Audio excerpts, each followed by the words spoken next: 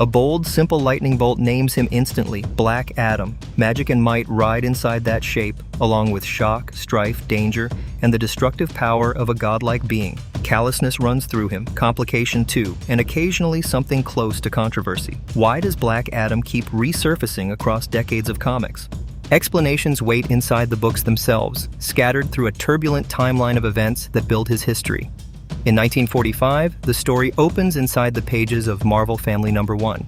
The Wizard grants him champion status for good, the exact gift he later hands to young Billy Batson.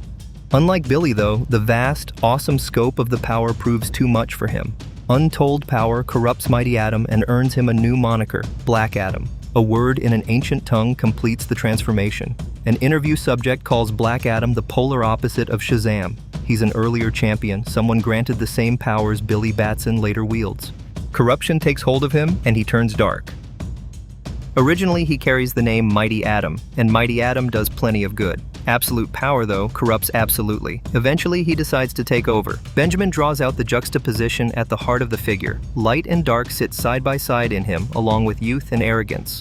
Two different people handle the same power in two very different ways. A voice in the panel insists that heroes don't kill people, another counters that he does, and a scream cuts the exchange short. Endurance, Benjamin argues, ranks among the things DC has always held over its rivals, and that edge explains why. That edge in DC's characters has always drawn him in. Even the earliest comics swing hard, and those swings land big. Christopher locates the character's appeal in one plain fact. He's the bad guy, and everybody likes a bad guy. Comics of that era simply aren't ready for that kind of duality between hero and villain. Kids' entertainment still defines the medium, so publishers hold back from promoting anyone who reads as a villain or even an anti-hero. On the page, one line spells it out: Kondak needed a hero, and instead it wound up with him. In the first storyline, Christopher describes the character dies by the end, and that closes the book on Black Adam. Shazam defeats Black Adam in that first encounter, and for all his promise, no follow-up issue picks him back up. Black Adam disappears fast, faster even than the lightning blast that grants his powers. A quarter century passes before the character fights his way back onto the superhero stage. Black Adam vanishes for years alongside the whole Shazam family. DC revives the concept in the early 70s. Art styles gain real sophistication in that decade, and the subject matter starts turning darker. At that point, the character carries no heroic qualities at all, a pure villain, nothing redeeming left in him. DC chooses to evolve him instead of retiring him, bringing in writer and artist Jerry Ordway, a man with a real love for these characters and their world. Black Adam initially reads like an anti-hero rather than a straight villain. A claim of lifelong slavery accounts for why he kneels before no one. Political ambition drives him, a desire to change the course of his nation. Jerry, Christopher explains, ranks among the first writers to give Black Adam real redeeming social values, building sympathy by giving him depth, a backstory, and genuine complexity. Benjamin points to the New 52 run, where Black Adam sits on Kondak's throne. His people's love for him, their liberator, comes through clearly. Inside his own country, he reads as protector, liberator, and defender all at once. Dwayne traces his own connection back to childhood in Hawaii during the 70s and 80s, losing himself in comics there. Eviction hit his family hard when they couldn't cover rent. Someone who looks like him, who struggled just that badly and still came out ahead, galvanizing people around him, means something real to Dwayne. Public perception of Black Adam shifts at one specific moment: his arrival at the JSA, wanting to become a hero. The villain-to-hero shift resists a clean jump, and Black Adam keeps plenty of his darkest habits intact. Raw, unbridled power on his scale earns a second chance in most tellings. Benjamin jokes it might well be a 15th chance or a 99th, and the line pulls laughter out of the room. Over time, the prideful anti-hero finds common ground with a handful of his JSA peers. The page carries a claim of reform: no more harming prisoners, only dignity and respect. Several Justice Society stories bring Black Adam back through the early 2000s. His involvement with the team stirs constant conflict over how far he'll go to end a threat. Half measures never describe him. Electricity fizzes across a panel, the argument playing out physically instead of in words. Benjamin recounts the team's early refusal, a 10-foot pole distance kept between them and him. His answer keeps him close anyway, they need him, and he doesn't leave. His intent eventually proves genuine, and that proof alone earns him active membership. Jerry calls it a redemption tour, though never one the wider cast fully embraces given his methods. 5,000 years of age sit behind that resistance to change. His moral code simply predates the era he's dropped into. A line on the page draws a hard boundary. Whatever the crimes, due process still applies to these men. Jerry sums him up bluntly, a figure built to handle justice roughly, and JSA membership drags that conflict into the open immediately. Some JSA members hold to the old creed, no killing, no wanton destruction, while he plainly represents something new. A single question, how long can this keep going, hangs over the team. Status quo rarely survives contact with Black Adam anywhere in the DC universe. Christopher calls him a flawed character, still wrestling with his own identity, with no guarantee of redemption either way. The story still awaits its ending. Sharuta is Kondak's capital, pride running through its people. Black Adam plays their dedicated defender, holding the line against conquerors and self-declared kings. No easy contract attaches to that role. An entire nation's hope and health rest in his hands, his mind poisoned by rage, his body worn down by time. Whether he can rise to the moment stays an open question. One line pleads for a superhero right about now, another counters flatly that he is not one. Today's version of Black Adam carries a moral awakening shaped by Jerry Ordway's work on the figure. He actively wants a better ending than the one he started with. Total dedication defines him today, not just protecting Kondak, but seeing it flourish. Kondak ties him to more than land or nationality. His dead family sits at the center of that bond. His true motives and origins turn out less sinister than assumed, rooted instead in old pain. Even the arriving JSA finds itself opposed by ordinary Kondakis, since the people back their ruler without hesitation. Harm done to him or his people meets vengeance with no ceiling on it. A standing vow commits him to protecting Kondak's people at any cost, and that vow extends to anyone who endangers his family or the people he loves.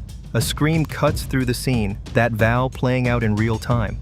Unmatched power defines his abilities, Benjamin notes, but real wisdom sits alongside it. A regal bearing paired with a black and white, take no prisoners code of justice. Rationality, not cruelty, drives that code.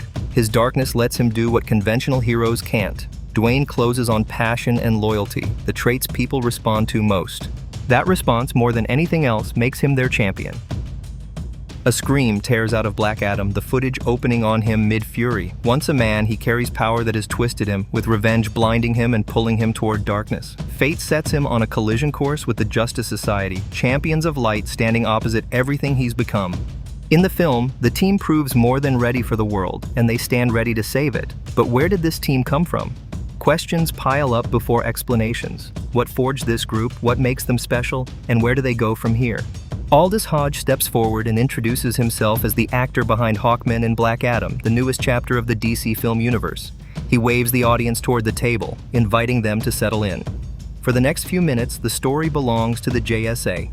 The film's account begins in the past, not 5,000 years back, but 1940, the year the Justice Society first took shape.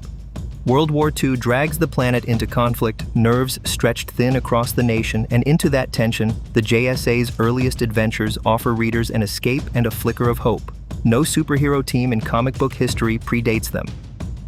A lifelong devotion to DC dates back to childhood for one voice in the piece. Even in those early issues, Justice Society characters carry stories with real weight and complexity.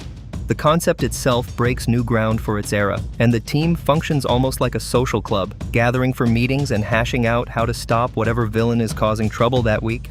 Benjamin credits the JSA with setting the template every superhero team since has copied. A 1940s group launching this many spin-off comics speaks to the strength of a team format, a shout warning the crew to duck cracks through an unrelated moment in the film footage. Late in the 1950s, DC brings back new versions of The Flash and Green Lantern, and Hawkman returns too, all three originally JSA members. Before long, editors fold them into a fresh outfit, the Justice League of America.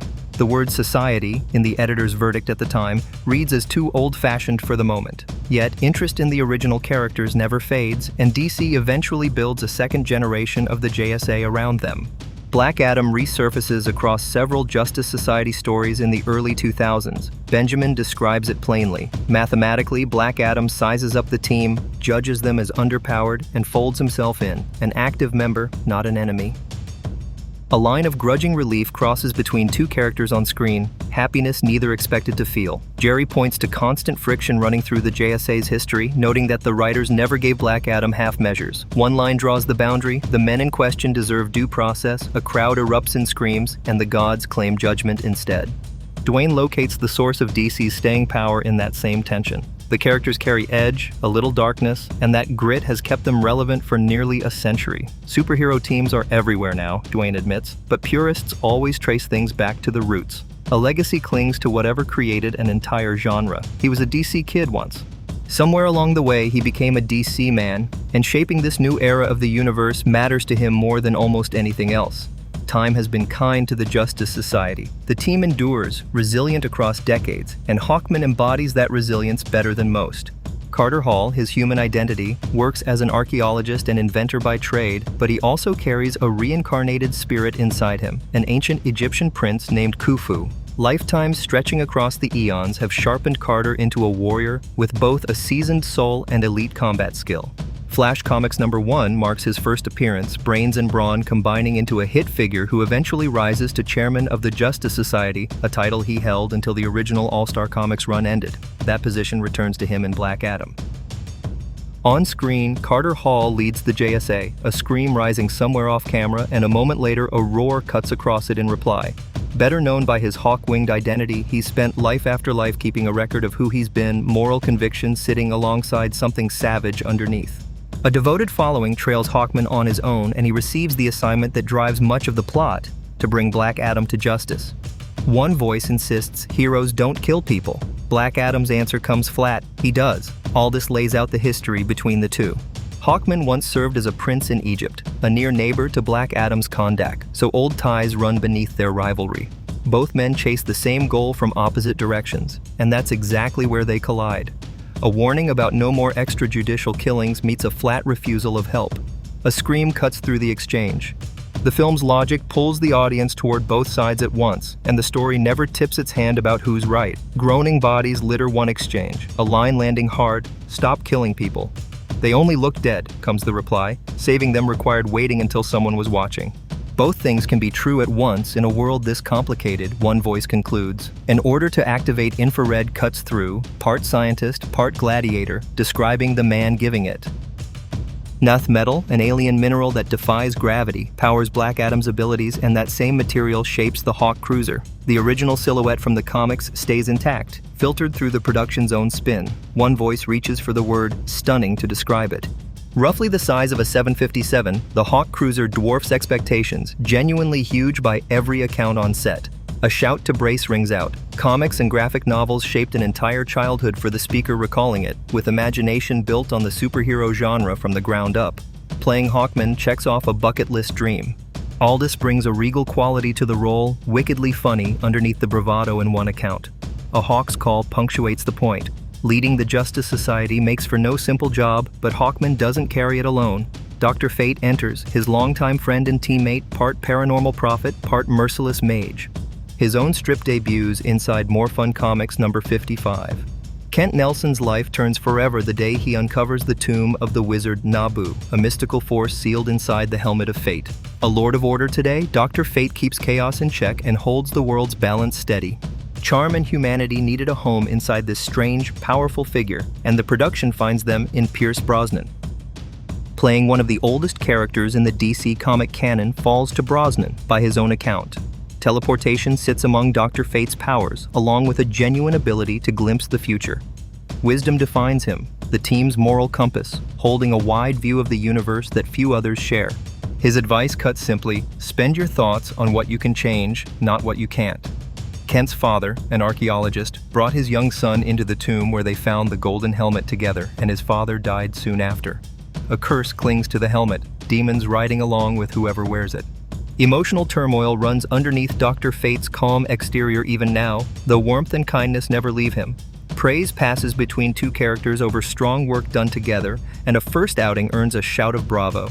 Casting needed someone the audience would trust and love on sight, one producer recalls, Pierce Brosnan, full stop.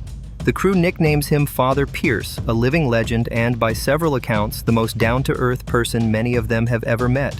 Dr. Fate reads almost godlike and intimidating on the page, but Brosnan's warmth adds a layer of complexity to a figure that never carried it before.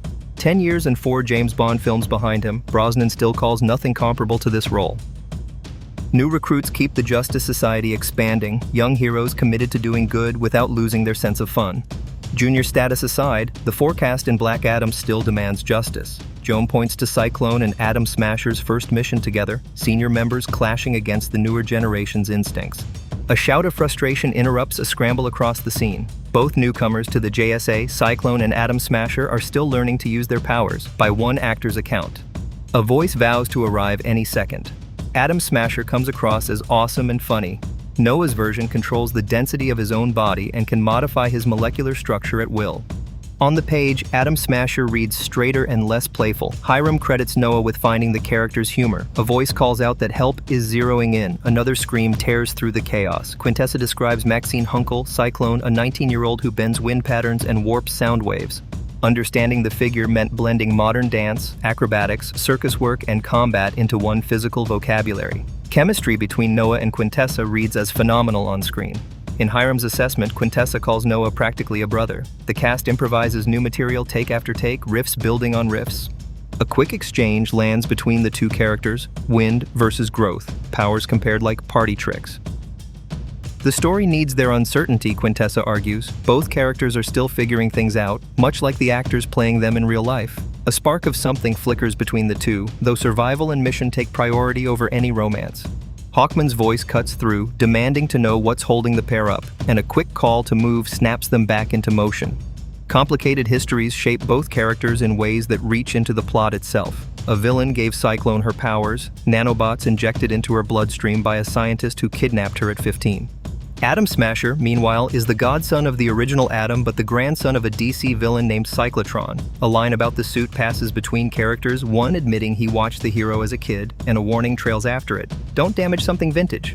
Being the Black Sheep's grandson leaves Atom Smasher chasing his uncle's approval, an ache the actor ties directly to the figure's arc. Hiram traces Cyclone's lineage back to Ma Hunkel, the original Red Tornado, a well-known figure from comics history.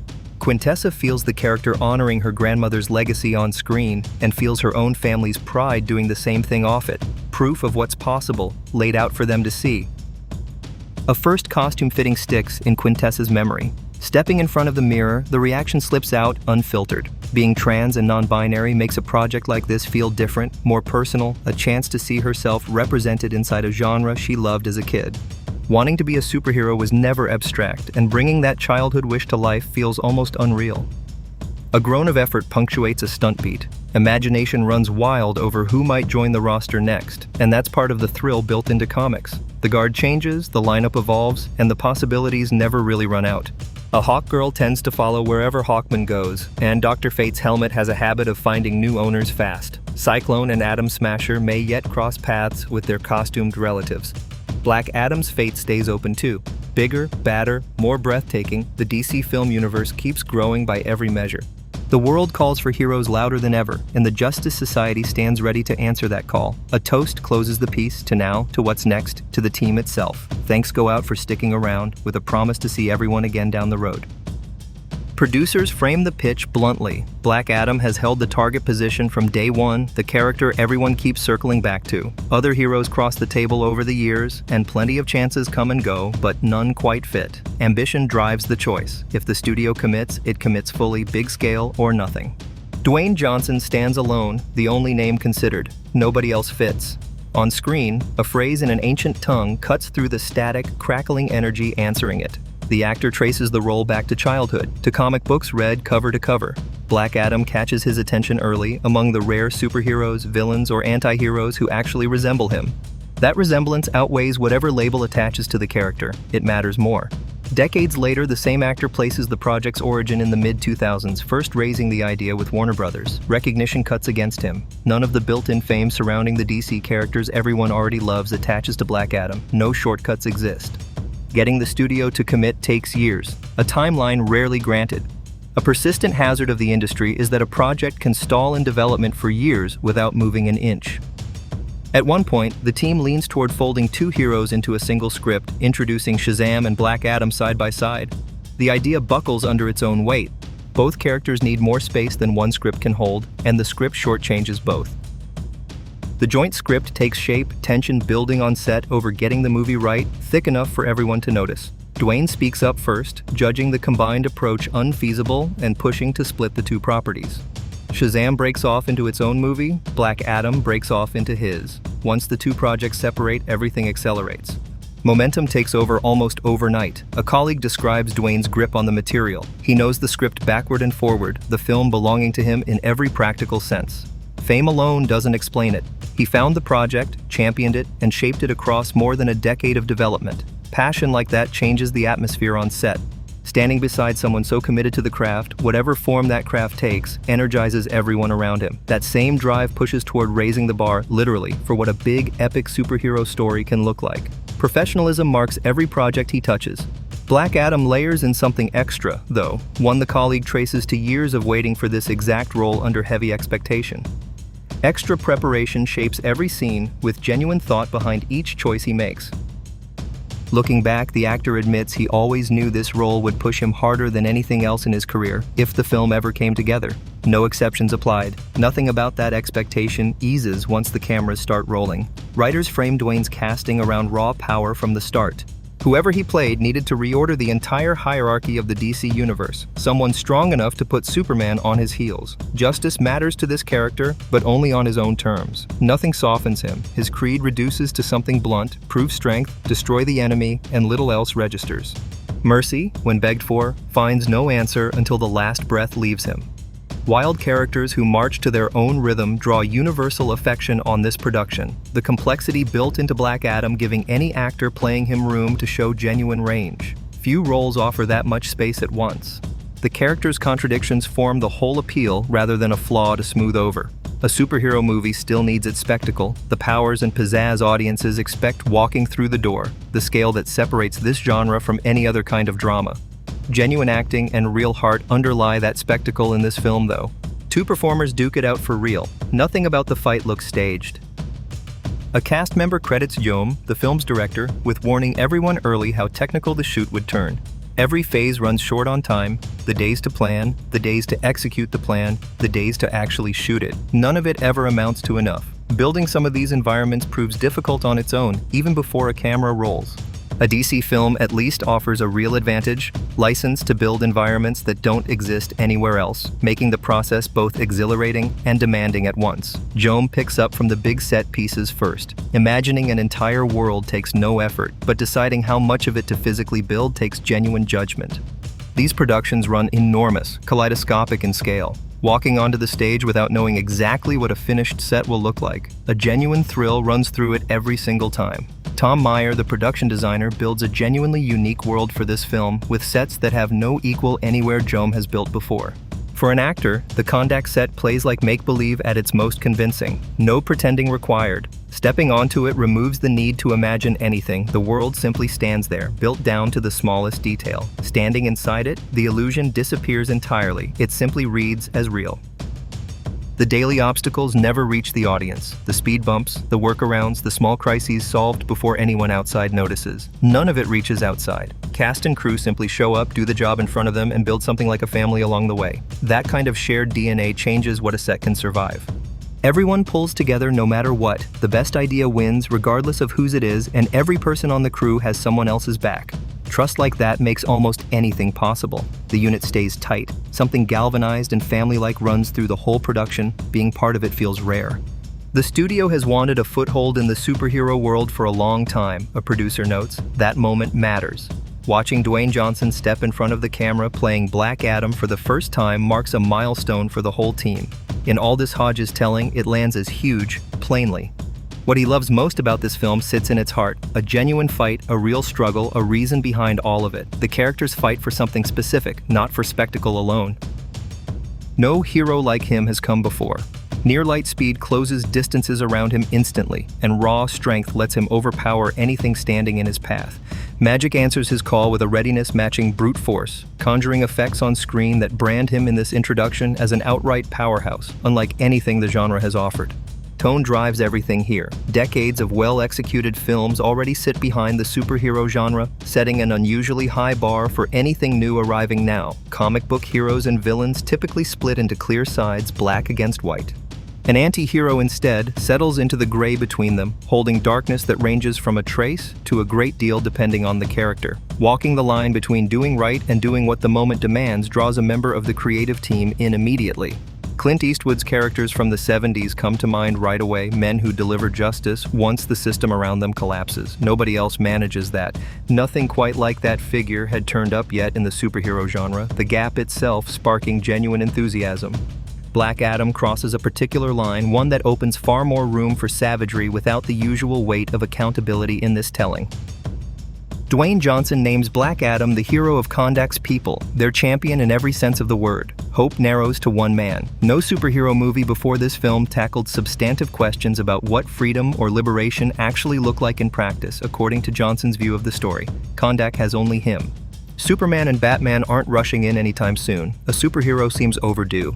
Modesty about being no hero drifts quietly through the scene, undercut almost immediately. The transformation waits only seconds away. Kondak itself sits as an overlooked corner of the globe until Adriana speaks the word that changes everything. Her call unleashes Black Adam. On screen, a recitation naming 6 immortal elders builds toward the invocation. A startled question interrupts it just before the word itself lands. Electricity crackles through the air. Hiram Garcia calls Black Adam extremely powerful, essentially a god walking the earth in human form, wielding abilities far beyond anything human standards allow. Doubt sits right beside it. The feeling that nobody ever truly chose him for this role hangs over him constantly. That weight never lifts. Torment defines this version of the character, according to Hiram. Demons live within him, showing up as visible pain behind his eyes. A scream tears from him on screen. Grief over his lost family haunts him long after the fact, coloring nearly everything else about the character's behavior on screen. Love for his family forms the foundation of everything about him, every instinct built around protecting them. Losing someone you love reshapes a person completely. Hiram notes that reshaping keeps the character's psychology grounded in something real, rather than purely mythic. He has no interest in cruelty. Harming those he loves, though, guarantees a bad day for whoever tries. Electricity crackles again in response. A moral code still guides him, even naming situations exactly how he sees them without flinching. Aldous Hodge points out that Black Adam keeps an edge many of the other good guys sacrifice to their own strict moral codes and personal ethics. Ethics still apply to him. They just apply differently than they do for heroes bound by stricter rules. Arrival in Kondak earns him embrace, a champion in the eyes of most of its people. The Justice Society disagrees. To them, though, he registers instead as an outright villain, standing in direct opposition to everything the champion title represents back home in Kondak. Two worlds collide there. On screen, a claim that heroes never kill draws a blunt, immediate correction. Black Adam plainly does exactly that when nothing else fits the moment. Jaume Collet-Serra raises this as a central question of the film, tied to what genuinely makes someone a hero. Who defines justice stays open. Hawkman enters, bound by a justice and moral code drawn in very strict, very clearly defined lines, leaving little room for compromise. The two heroes clash. Both sides amount to the same coin, only flipped. Dwayne Johnson returns to a broader point that every person finds a DC character built just for them. Memories of reading comics return. Even back then, long before this film, a distinct moral code already defined Black Adam, one that meant something genuinely real to Johnson. Hiram Garcia frames it as a moving journey, following a man who pushes through heavy loss. His son truly believed that a single man could motivate thousands of people toward meaningful change, a conviction that anchors the emotional core of the arc. Real weight rests behind that belief. Bo makes the case that everyone sometimes has to be a hero for others, whether or not they seem ready or worthy of the cause. Cheering breaks out on screen. Black Adam ultimately settles into an identity of his own making. Recognizing his calling closes that arc. A final invocation of Shazam ends this stretch. Nothing carries over from before. Fresh characters and unfamiliar worlds arrive instead, with invention running wide across the entire story, unlike anything attempted in this franchise before. Creative freedom drives how this world takes shape, choice by choice. Modern towers fold together with ancient ruins into one skyline, past and present deliberately tangled. This city carries the weight of hard times behind it. Raiders have picked it apart more than once. Intergang caused most of that damage, a villainous organization built into the fabric of this universe. The group's details all point toward fascism, a dictatorial grip that wears the look of order. On screen, a checkpoint tightens the mood. Guards inspect papers, and missing documentation stops anyone from passing through. Magic fuses directly into Intergang's technology, turning ordinary hardware into something far more dangerous. Flybikes come straight out of that same fusion of magic and machinery. Science fiction stays the focus. Still, the team wanted the bike to handle as true flight hardware would, not just as a prop dressed up to look convincing on screen. LED screens change what's possible here, paired with volumetric stages and camera technology built specifically for this production, unlike anything used on earlier films. The crew pushes the whole rig to its limit piece by piece, calibrating and recalibrating until nothing looks fake, nothing slips through. An LED screen throws accurate, physical light back onto the actor standing in front of it, not just a green void waiting for effects later. That light sells the shot outright. The eye catches the difference without ever knowing why. Most of the Flybike filming runs inside the LED volume itself. A robotic arm carries the bike from shot to shot without a break. That arm plays back full animation sequences in real time, synced frame for frame with the LED screen surrounding it, with the actor reacting to something that actually moves. The motion runs live, not in post. Special effects build a motion control rig sturdy enough to send a rider airborne on command, tilting and dropping with genuine mechanical force driving the whole motion. Riders actually fly on it, bucking and pitching the way a rodeo bronco does. Joam reads the script for the first time and immediately starts describing the whole story as a Western, guns and standoffs and all, long before anyone else sees it that way. The comparison catches everyone off guard, in a good way. Western touchstones run through the finished film. A Western-tinged score rises under the action, low and tense. Sparks fly. Electricity fizzes, and a scream cuts through the set, sharp and sudden, cutting everything off before anyone can react to what just flashed on screen. Kondak anchors most of this story. A second location matters equally, the DC Argus prison, built underwater. That's where sound alone keeps certain superheroes locked away, held underwater in a prison built specifically because sound overpowers steel for containment. One word, Shazam, hands Black Adam his power back instantly. That single weakness lands him inside a cell built to stop him from ever saying it again. Water fills the cell itself, sealing the word inside his throat. It leaks. A mythical force field holds the rest of that water out of the set, though it drips constantly. Two separate systems pump water back in just to maintain the effect. A giant tank on the floor never made the list. Working inside a tank that size would have swallowed the entire crew. Drips on set stay contained instead, all of them funneled straight down through a hole cut into the stage floor itself, roughly 5 feet deep. Water collects down there and pumps send it back out. No open tank, no flooded set. This set impresses everyone who steps onto it. Water always complicates a shoot, adding weight, time, and no small amount of risk to absolutely everything it touches on set. Here, the effect still looks beautiful, genuinely stunning on camera. A specially designed jacket solves the practical problem, keeping her dry despite the constant drips around the set. One quick joke about the cockpit closes out the beat, easing into the next build. The Hawk Cruiser proves the hardest build on this entire film. Designers wanted something that genuinely resembled a hawk, not just a ship with a bird's name slapped on it. Mechanical feathers fan out to slow it down when it breaks. The cruiser dazzles. Comparisons come easily. Ferrari's speed, the feel of sitting inside a giant Porsche, and something sleek and almost stiletto-sharp running through its lines.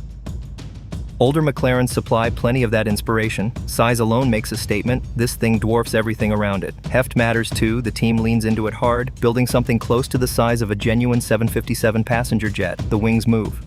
Unreal Engine lets the team articulate and animate those wings, testing how a bird-like vehicle this size could actually stay airborne. Slowly, the static prop look fades, replaced by the presence of a living creature. Anyone who didn't already know how to act would learn fast on that set. The realism alone does most of the persuading here.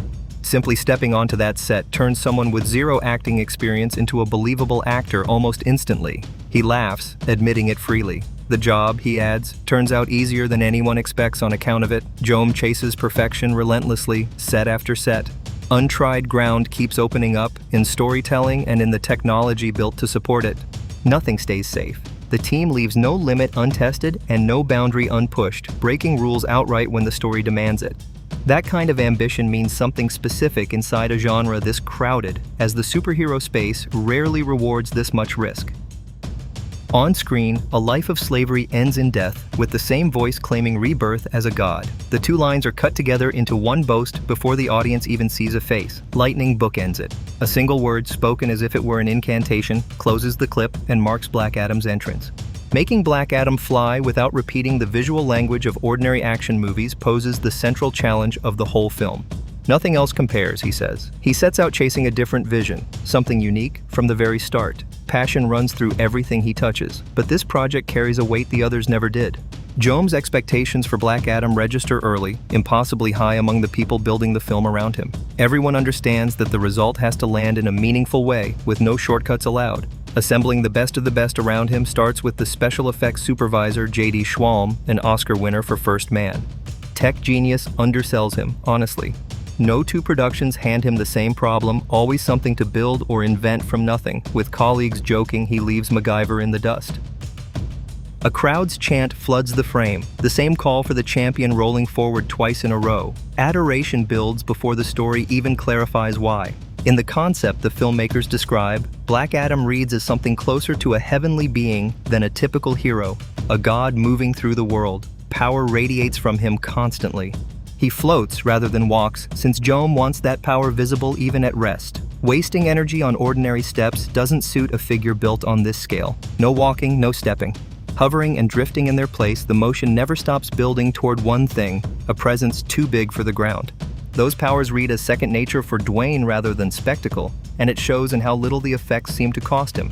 Bullets fired at him bounce clean off the suit. No flinch, no visible reaction. Flight beats barely register any effort. He simply moves through the air as though it costs him nothing. A god doing what gods do.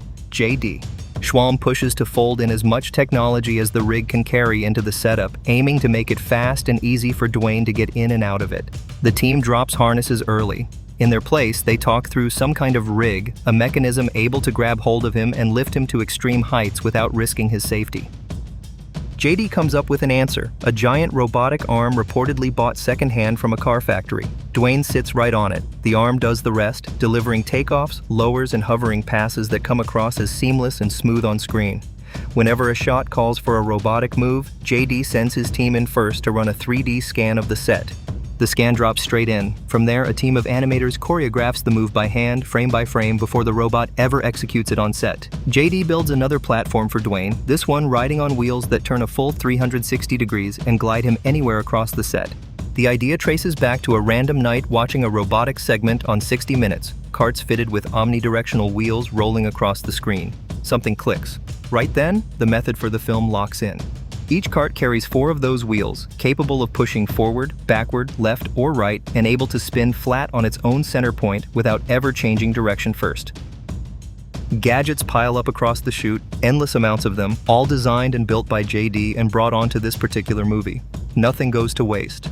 Each one gives Joam another opportunity, a fresh way to shape the film's own vibe, look, and energy. JD counts himself lucky. Special effects coordinators rarely find a collaborator such as Dwayne, someone easy to partner with and genuinely invested in the outcome. Movie after movie, he pushes for something a little different, a little more exciting, chasing whatever makes each film stand apart from the rest. Hiram sees Joam pushing past anything a superhero movie has attempted before, doing things the genre has genuinely never tried until now. It never once looks routine. Watching this hero glide effortlessly across a beat feels to him close to a small miracle. A clip closes the sequence on a clipped warning about the prisoner still in tow, blunt enough that it barely needs repeating, "Don't drop them." A quick reassurance answers back. The last line undercuts it instantly, one of them drops anyway, the threat delivered like a joke. Introducing Black Adam to the world means introducing Kahndaq alongside him, a country built from nothing on screen. Kahndaq needs a champion. Black Adam wants no part in saving anyone, yet the role settles on him whether he agrees or not. 5,000 years earlier on this same ground, an empire had already risen and fallen, long before the name Kahndaq took hold. The city has weathered hardship for generations, watched invaders come and go, and nobody before this champion arrived ever stood up to defend it. Caring makes Black Adam a hero to his people, not power or position. Without him, nothing saves Kahndaq. Survival here runs on one rule, kill or die, and everyone runs like prey. Intergang has held power here for 27 years, long enough that an entire population has grown used to living under a regime it never chose. People lose loved ones with no time to mourn, and nobody here pauses to grieve. Heads just stay down. The work moves forward regardless. The roles of Adriana, Amon, and a third character carry the weight of ordinary Kahndaqis, not simply pure spectacle. Oppression and neglect define them. Their break from imperialist rule and decades of occupation define them equally. This era predates Babylon and the pyramids. Almost no visual reference survives from a time that old, leaving designers little to copy directly. Comic books filled the gap, giving the team a Kondak that felt genuinely its own rather than a copy of anything real. Real Middle Eastern history anchors the source material too. The Black Adam comics root their story there, offering plenty of cultural inspiration to draw from. Tom Meyer, the production designer, stood out among candidates for the sheer amount of research and personal vision he poured into Kondak's design. Joam wanted a specific point in history to open the film, something concrete enough to ground the fantastical elements layered above it all. Conversations turned to what ancient mining terrain might have actually looked like, thousands of years before any camera could confirm it. Their location manager came back with news of an unusual find. Nobody expected it. The search ended in Middle Georgia, near a town called Roberta that barely registers on a map. Atlanta Sand & Supply owns the site, an empty stretch of sand mine, and the company let the production camp there for several days. The mine became both ancient Kondak and its modern counterpart, doing double duty across 5,000 years of use. Wind and time carved the sand into something like a frozen meringue, delicate fingers of stone rising from the pit floor. Nobody hesitates to fight for it. The location strikes Ian as a unique challenge and a lot of fun, both in the same breath. No road leads into the pit itself, abandoned for years before the production arrived. Feeding, cooling, and sheltering an entire crew from the brutal sun turns into a massive undertaking on ground like this, one that requires planning equal in scope to the shoot itself. A brief clip plays out on screen, a newcomer fails to recognize the ground beneath his feet, yet this ruined place still counts as home to someone. Regardless, 5,000 years pass. That Kondak vanishes, replaced by whatever comes after it in the story's own present day. Tom and Joam both wanted Kondak to read as a real, lived-in city rather than a backdrop, complete with a visible sense of history layered into its streets. Centuries of occupation shaped that history. Invader after invader has moved through, each one chasing resources buried in the land. Rome offered a useful model, a city where ancient ruins sit directly in the middle of modern streets, with no wall separating past from present. Kondak needed energy, a sense of kinetic movement running through it, prompting the designers to place a huge marketplace right in the city's center to generate that sense of community. One crew member initially imagined the market in a very literal way until a conversation with Joam pushed the concept towards something the audience hadn't seen before, mildly futuristic rather than strictly traditional. Tom calls Kondak an embargoed city, cut off from the outside world. Modern technology mostly stayed out. The city's ingenuity turned into its own visual theme, old cell phones find a second life, and battered cars keep rolling after crews strip them down and rebuild them from scrap. Among the most loved props are these phones, funky and unmarked, built from whatever parts came to hand. One prop traces back to an ordinary BlackBerry someone found abandoned on the ground, before in-world characters strip it for parts and coax it back to working order. Richness for Kondak comes from heritage, culture, and people, not from everything looking brand new. Nothing here looks pristine. The footage suddenly whips into a clip from the finished film. Eamon has vanished, and Adriana's calls turn frantic while she searches for him. Panic edges into her voice. He turns up on one of the marketplace's makeshift bikes, far from anywhere she expects him to be. The production pushed hard against technology's limits. Joam wanted the chance to walk through these worlds and experience them fully before anyone built or filmed a single frame of the actual movie. Blue screen alone tells you nothing, and visual effects supply the missing picture that the eye can't yet see on an empty soundstage. Tom notes that Unreal Engine closed much of that gap, rendering entire environments in real time rather than waiting weeks for a finished render to come back. Designers built full-scale environments inside the engine, then strapped on Oculus headsets to fly and walk through Kondak before a camera ever rolled. Real lenses came next, letting Joam frame actual shots inside a virtual city. A scream cuts through the frame, sharp and sudden. The city suddenly snaps back to life, alive again with a champion finally on hand to claim it. He means to take Kondak under his wing by the end of the story, whatever resistance still stands in the way. Nobody crosses that line twice. A bad day waits for anyone foolish enough to try. Another scream ends the sequence. Chanting in an invented ancient language opens the film, set in old Kondak. Inside the Rock of Eternity, ancient wizards fill Black Adam with wisdom, courage, and the raw strength he will carry into every fight ahead. The wizards then seal him away for turning those very gifts against them. Nothing moves for 5,000 years. Another burst of the same invented language marks his waking 5,000 years on, still sealed by the wizard's sentence. Black Adam rises from that long sleep with his vow intact. He will do whatever it takes to protect his people. Anyone who moves against Kahndaq faces death at his hand from this point on. No exceptions apply. In DC lore, the Rock of Eternity appears only once before the Wizards hide it from human eyes for the rest of eternity. The Wizards seal it away, and Black Adam's own arc begins exactly there. Little about the chamber feels ordinary. The actor who plays Shazam describes Black Adam as a mythological presence he stumbles upon almost by accident, with no real plan for what comes next. Uncertain whether it will even work, he calls out to him anyway. A single word leaves his mouth and sparks answer, crackling through the air around him. The screenwriter frames the goal simply, to tell Black Adam's own story. Nothing more drives the pitch. Making a true Black Adam movie mattered more than fitting him into anyone else's frame. Fans needed a clear window into why he turned into the man audiences now meet and what shaped him along the way. Many people already know the old idea of Wizards simply choosing a champion, prompting the writers to deliberately break from that pattern. The script digs instead into a character who receives his powers through a far stranger route. The costume designer wanted the Wizards to look genuinely all-knowing, stripping eyebrows from their faces entirely. Tattoos, markings, and brands take their place, each one tracing centuries of travel through time. Wizard sticks line the workshop, one for every era the design team imagined. All of them light up. Every stick shares the same silhouette, yet each carries its own texture. One, she notes, feels like it belongs to another planet entirely. Low, sinister tones creep under the transition into the modern day. Tom explains that waking Black Adam into the present leaves him lost. The modern world makes no sense to him at first. Even so, his godlike nature lets him read danger almost instantly. He adapts fast. Threats rarely survive long enough to finish forming before he already knows how to end them. Tom describes an enormous, mostly practical set built a full 360 degrees around the actors, big enough that the crew rarely needs a green screen at all. Colorful LED lights hide underneath the floor, quietly lighting the whole space from below. Nothing about the build needs much digital help. Tom wanted the film's look to paint the story with light rather than spell it out.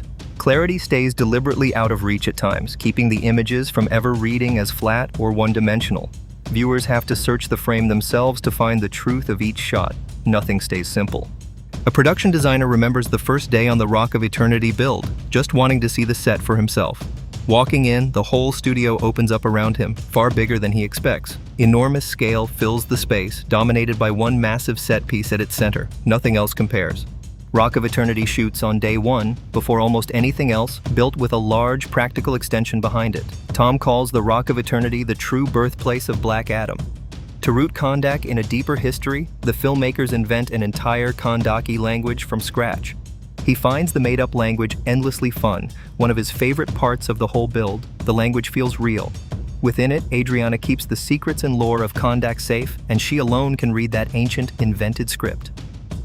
No one has entered before this. Farther inside, the party moves through tombs sealed shut for 5,000 years. Glyphs cover the floor throughout the passage. Physical evidence of an entire invented language that no one alive has ever actually spoken aloud. A language consultant designed two separate constructed languages for the film. One serves as the ancient tongue used specifically on the Rock of Eternity. Sumerian characters and long-dead scripts form its actual backbone. Nothing modern touches it. One inscription demonstrates its purpose directly, a warning that naming Black Adam risks pulling him from his dreamless sleep. The consultant recalls the first week at the Rock of Eternity as something close to overwhelming. Walking onto the set reveals just how grand the whole film truly feels. Everything about the space feels ornate, almost overwhelming in scale. Nothing here feels small. Deborah confirms the sequence is the very first thing the production actually shot. Commitment replaces hesitation immediately. The team commits fully, tackling the biggest shot first without easing in. Tom wanted a sequence proving Black Adam does far more than fly, leap, or jump. He can wreck the world around him entirely. JD solves the problem with a custom robotic arm that carries Dwayne through the air. No wires show. Epic orchestral music swells as the arm lifts him clear off the ground.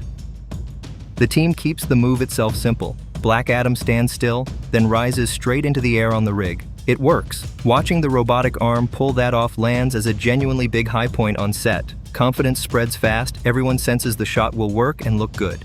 The machine built specifically for Dwayne strikes several crew members as incredible. Exactly the kind of custom rig that only makes sense for him. No other machine on the shoot compares to it. By more than one account, the coolest technical machine anyone remembers building. gunfire cracks through the footage now playing on screen. Tom notes just how many versions of Black Adam exist across the character's history. Pure villainy defines the earliest version of the character, decades before any hint of heroism creeps in. Over time, that same character shifts gradually into something closer to an anti-hero, morally gray rather than simply evil incarnate from the earliest comics. For Tom, the real beauty sits in telling an origin story properly. Rediscovery sits at the center of it, handing Kahndaq a fictional history and, with it, a sense of pride in producing its own superheroes. That pride defines the character completely. On screen, another character challenges Black Adam directly, flatly denying him any claim to being a hero at all, cutting straight through any pretense. Silence answers first. He then concedes it outright. Not a hero, not even close. A scream tears through the footage immediately after, cutting the confrontation short. A crash sounds off camera, and someone barks a startled exclamation. One cast member, unnamed, urges everyone to gear up for the costumes ahead, then boasts that this look might rank among the coolest yet. Walking the set, surrounded by so many different looks, the cast member says it makes the day feel entirely new. Every costume in the lineup stands apart. A costume designer picks up the thread, praising DC for letting outside designers step in and build a vision alongside the studio's own team. Nothing quite like this collaboration has come together before, the designer recalls. Egyptian art anchors Black Adam's whole design according to the costume crew. Detailed textures across the suit carry the look of Kahndaq's ancient written language, worked in by hand. Nothing about it reads as generic. Beyond decoration, the armor needed to track a personal journey. Elements pulled from his years as a slave sit inside the armor, and the design crew spent real effort figuring out how those origins could transform into something a superhero would wear.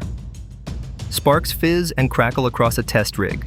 The team walks through the lightning bolt at the center of the costume. A middle, more symmetrical version of the bolt marks the character's shift into the champion, worn in white and gold. Instantly, the shift reads on screen. Rage rewrites everything once he loses his son and the rest of his family.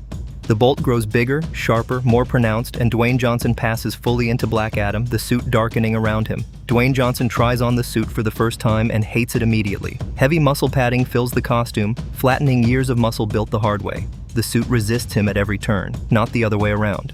Frustrated with the result, the design team goes back to the drawing board and returns with a suit shaped directly around his own physique. Dwayne finally reveals his physique to the costume department, and its sheer size leaves the team with almost nothing left to add. One designer jokes that the costume barely needs building at all, since his body already carries the role. A fabric and construction method finally come together that lets the suit fit him almost seamlessly. The very first time he pulls it on stays unforgettable, Dwayne admits. A finger snaps on set, and in that instant, Black Adam stands where Dwayne Johnson stood a second before. Jaume Collet-Serra ranks it among the most complex builds on the film, since it had to read as powerful on screen and still stay wearable through hours of physical effort. The designers fold years of comic history into one design, pulling favorite elements from different eras of the character. A classic strap and logo across the chest anchor the whole look in that history. Bart singles out Aldous Hodge for praise, remembering how closely their two visions matched at the very first meeting. Hodge arrives with his own ideas already formed, the designers bring what they've built independently, and the two sides land on nearly the same page without much negotiation. Above all, the suit has to support the athleticism that the fight choreography demands. Watching the process up close, the team finds real satisfaction in seeing it come together. Egyptian and Art Deco influences run through the armor, echoing an idea the designers keep returning to, that nth metal itself could generate anything. Simple shapes form the starting point, repeating and multiplying until they build into the larger armor pieces. Then the helmet goes on, and everyone agrees the whole costume reads differently once it does. Kurt recalls the helmet came first, before any other piece of the costume took shape. Egyptian influence runs deepest here, right down to a falcon wing motif worked into the crown. Metal groans when the mechanism moves on camera, a small proof of how much engineering sits inside the design. Ambitious barely covers it, and by most accounts on the team, Kurt and Bart pull it off. A whoosh cuts the air. A shatter caps the reel, marking an effect test cutting into the footage.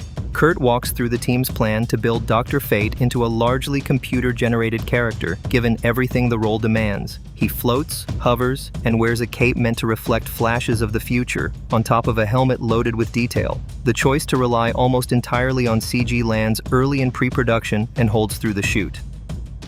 On the day, Pierce Brosnan's own look comes across as almost entirely digitized. He has to step into an outfit covered in white tracking dots, tight and gray, the kind of outfit that could easily embarrass someone without stage experience. Years in the theater give him the nerve to walk out and hold his head high anyway. He hopes in the end, the finished effects render him magnificent in the role. Bo ranks Dr. Fate among the most distinct vibes in the whole film, something that lands the instant Pierce steps into the wardrobe. The helmet matters most. For this character, it outweighs everything else on the costume. Joam's well-known dislike of symmetry shapes the whole design, and Bo remembers him insisting early on that the helmet needed a different silhouette from every single angle around it. Joam makes the call to leave Dr. Fate without eyes at all. A magical being, in his reasoning, has no real need for them, and the blank face doubles as a surface for reflections. Pierce finds the finished piece elegant, almost mystical, somewhere between alchemy and armor. Its silhouette alone carries power, he says, long before it does anything else. Someone on set stops to admire another suit outright, and a quick mutual compliment passes between two cast members before they move on. The documentary turns to the newest additions to the roster, Atom Smasher and Cyclone. The actress playing Cyclone shows off her character's street clothes first, praising the eclectic style built into them. A real sense of play carries into the hero costume too, she points out, even though it still reads like a proper superhero suit. Because Cyclone manipulates wind, her outfit needed to move freely, yet the designers refuse to let free-flowing slide into shapelessness. Building armor for female heroes, the team points out, takes a completely different approach than for the men. They deliberately steer away from hyper-feminizing the character, aiming instead for something practical and tactical. Introductions move on to Atom Smasher next. Very classic, almost lifted straight from the comic page, the design leans into a familiar superhero silhouette while still working in a retro edge. Noah Centineo plays up the family angle, joking that the suit technically belongs to his character's Uncle Al. Vintage and hand-me-down as the piece comes across, he insists it still suits him fine. A colleague on the production dubs Noah endlessly funny, comparing his energy on arrival to an excitable puppy. From their very first meeting, he all but guarantees the whole group nothing but fun, and by all accounts, he delivers on it.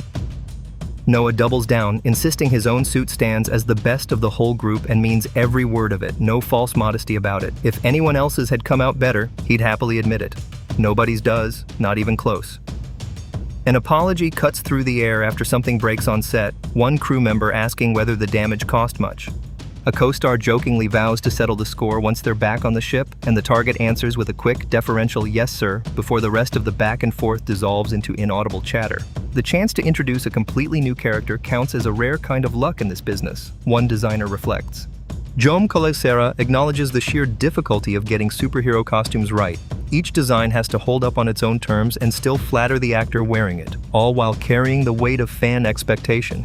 Bo frames the goal as a balance, keeping the core spirit of each character intact for longtime fans while still pushing the look somewhere fresh. That balance lands. The finished costumes read cool and unmistakably bold on screen. A shared sense of pride settles over the group alongside real confidence that audiences will respond to and love what they've made.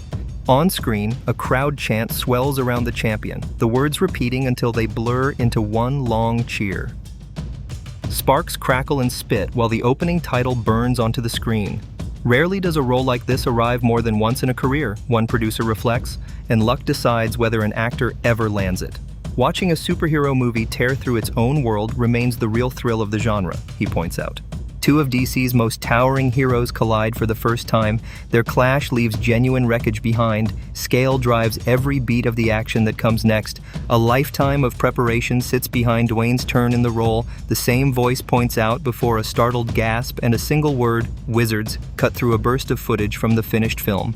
Football built him first, Dwayne recalls, before wrestling carried him around the world, absorbing throws and beatings for a living. Black Adam demands something else entirely, so hardcore training filled his days, since no version of this character had ever reached a movie screen before. Learning every stunt and bonding with his fellow actors, he says, turned the process into something closer to a team effort than a solo performance. Growth beyond his current limits stays the constant goal. This particular role pushes him to test every part of that potential to its edge, he confesses. Balancing a Black Adam story against the introduction of several other superheroes forms the hardest part of the assignment, Dwayne continues. Years of superhero films sit behind him already, yet pride still colors how he talks about this one. Pushing past what came before stays the goal on every pass, he says. Batman and Superman carry decades of actors behind them for comparison, Dwayne points out, and plenty of those performances, brilliantly done, give later actors something to build from. Black Adam offers no such foundation, just a blank page instead. A shout of Shazam breaks from a clip of the finished film. Staying faithful to the comic drives every choice, Thomas says of the approach to Black Adam. The team studies Hawkman's powers down to the smallest detail, alongside Black Adam's own abilities and everything tied to Dr. Fate. Every character's power set earns the same close attention, he stresses, so each one can stand out clearly on screen. 5,000 years of reincarnation sit behind Hawkman's history, life after life layering new skills on top of the last, until hundreds of martial arts and fighting styles accumulate in one character. A scream tears through the frame. It comes from a clip of Hawkman in mid-fight. Aldis brings a lifetime of martial arts training to the role, Chris says, an extraordinary foundation to build from. Shaping a character who has absorbed 5,000 years of combat knowledge took more than instinct, though. A month and a half before filming, Aldis arrived early just to train and settle on a fighting style, working closely with fight coordinator Chris Brewster. Involvement in the stunts themselves matters to him, since the physical performance matters no less than the words he speaks. Building a character's body, he points out, shapes how that character moves and reacts in every scene. Fighting films and great martial artists draw him in, and this project hands him the chance to build something genuinely his own. Martial arts play no part in how Black Adam fights, Chris stresses. Raw strength, power, speed, and agility define him instead. Grunts of impact punch through the footage, blows landing hard. His edge never fades from view, and neither does his power or his ferocity. Yet a strange calm sits underneath all of it, a character who already knows that no one in the room outweighs him.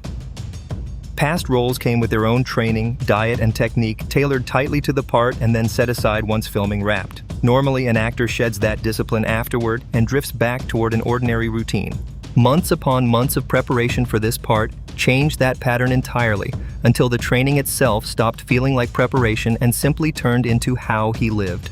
Contrast defines the two fighters. Hawkman pulls from dozens of martial arts traditions, shifting styles the instant one stops working in a fight. Rage defines the other approach completely. Black Adam grabs and destroys without switching tactics at all. An anguished cry breaks from the footage. Dr. Fate's voice cuts through next, urging his listener awake before cautioning that their time keeps slipping away.